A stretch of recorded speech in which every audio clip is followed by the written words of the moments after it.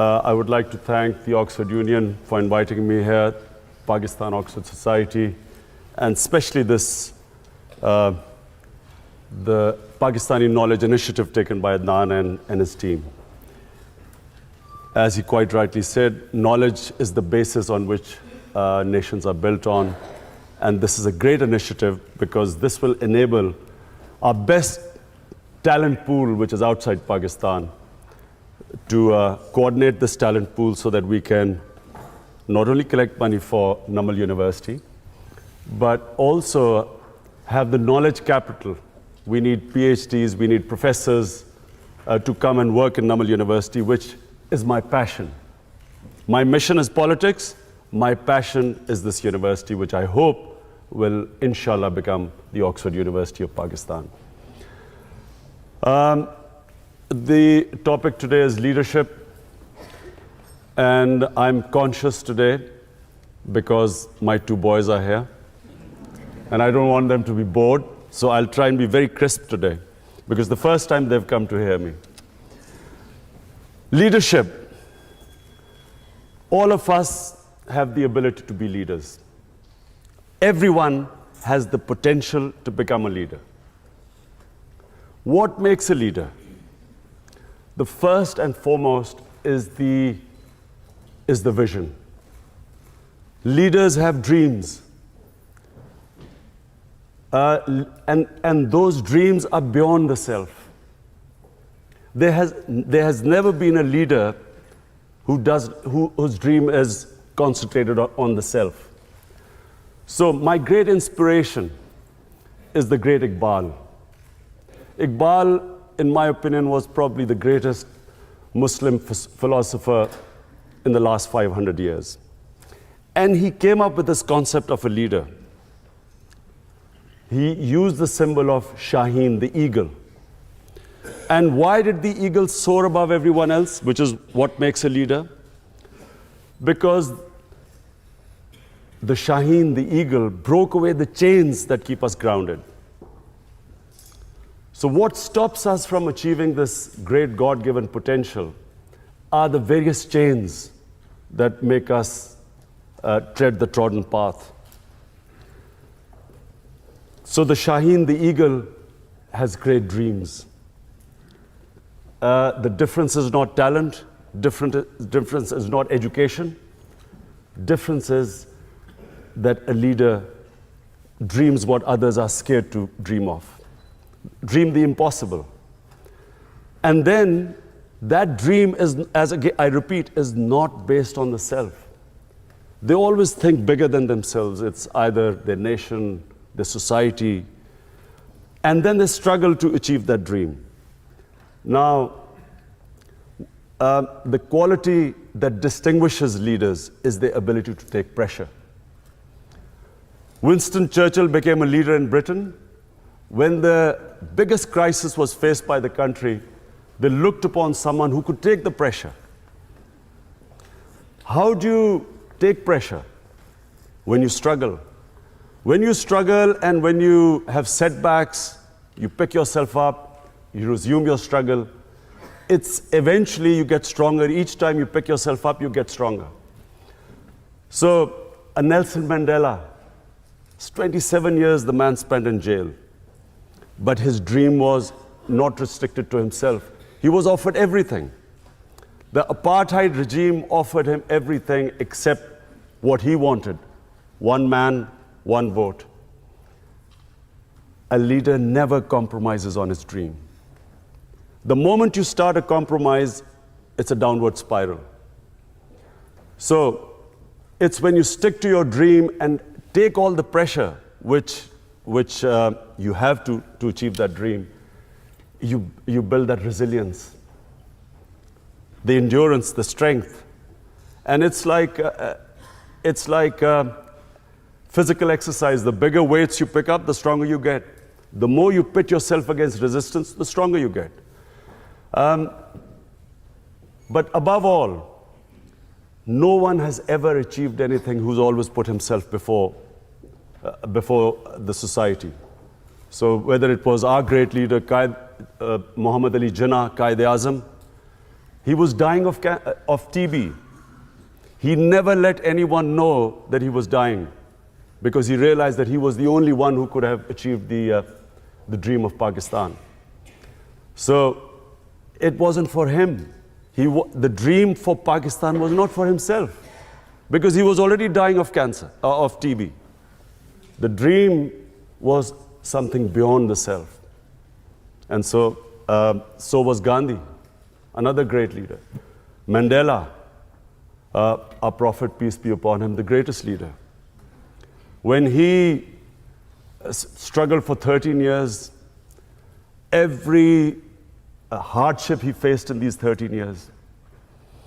And eventually when he headed the state of Medina, and all the hardships they faced, but when he was in the 10 years when it was at the peak of his power,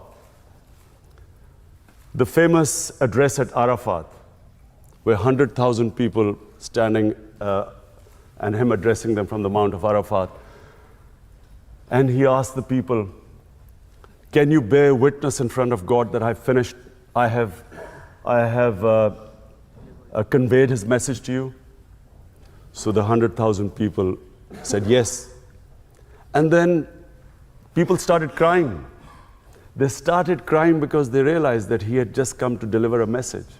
The objective was not power. He still lived in that little house, which was that Masjid al-Nabi, the little few rooms which he had when he came with nothing. So it was never for the self. And the moment he had achieved his mission, everyone cried because they knew that he was going to go. Similarly, if you look at any big name, they had a bigger vision. So number one is the vision.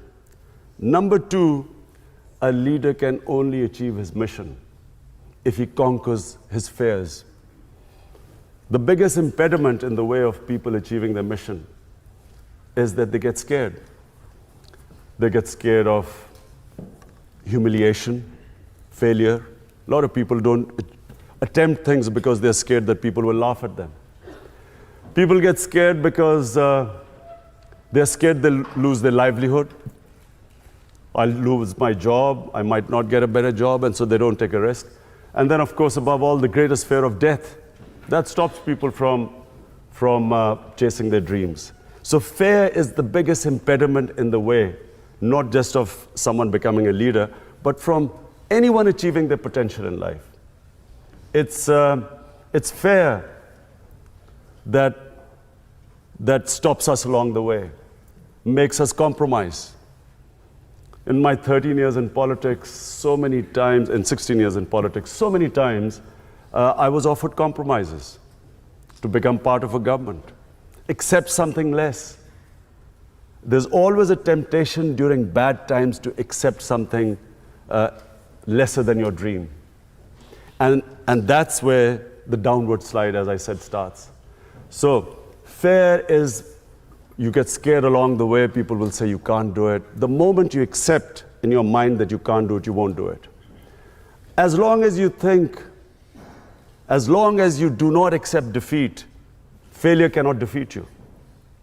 You only lose when you give up. As long as you keep pursuing your dream, every setback is a time to analyze where you went wrong. Analyze your mistakes, correct them, pick yourself up, start your struggle again. One of the great attributes of a good leader is his ability to analyze where he went wrong. The ability to be their own best critic. They should be able to analyze, because you can always come up with a wrong analysis and go take the wrong road. When you have a setback, you will always have access to a lot of advice. A lot of people will be giving you suggestions. Suggestions are free, so there are plenty of them. It's then the ability to know, and you should be your own best critic.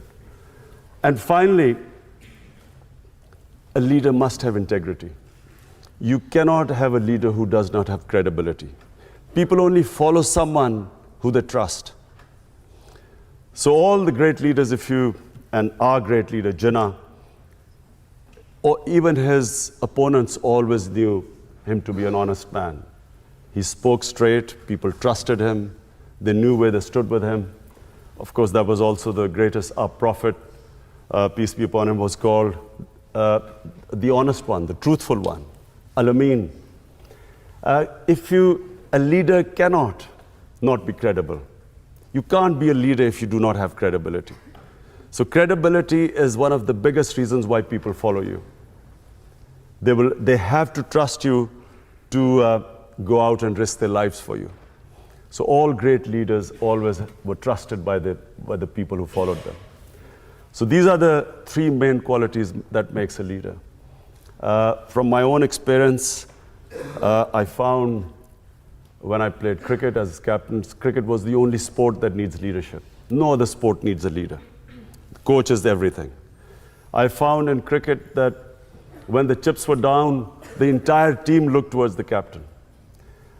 Captaincy only came in moments of crisis. If you were doing well, you didn't need a captain, but you needed a captain when there was a crisis. And the moment the captain went down, the team went down with him. As long as the captain would not accept defeat, the players always looked at his body language, not the speeches he made. What was his body language? If his body language betrayed fear or if the body language reflected defeat, the team would give up. When I was building the hospital, it was far more difficult than something I had ever done on the cricket field. And all along the way, there were people who used to say, you can't do it. The first ever meeting we had, we were trying to clear the concept of building a cancer hospital in Pakistan. So I had 20 doctors, top doctors from Lahore invited to give me advice how to start, how to build a cancer hospital.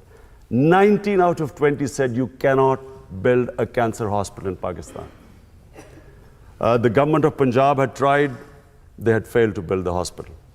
Only one said that you can build a hospital, but that doctor said that you cannot treat cancer patients free. Today, Shaukat Hanum is the only private cancer hospital anywhere in the world where 70% of patients get free treatment.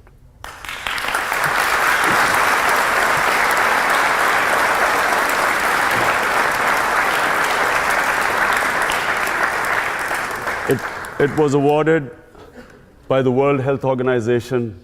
WHO awarded Shaukat Hanum for services to humanity as the only private cancer hospital, which is also the biggest charitable institution in Pakistan. And then when I came into politics, for most of my 16 years of politics, people laughed, made fun of me. He's too naive, doesn't understand politics. And all along the way, I was told one thing. To succeed in Pakistani politics, you have to do as the Romans do. So you have to make compromises and so on. And I was always offered compromises.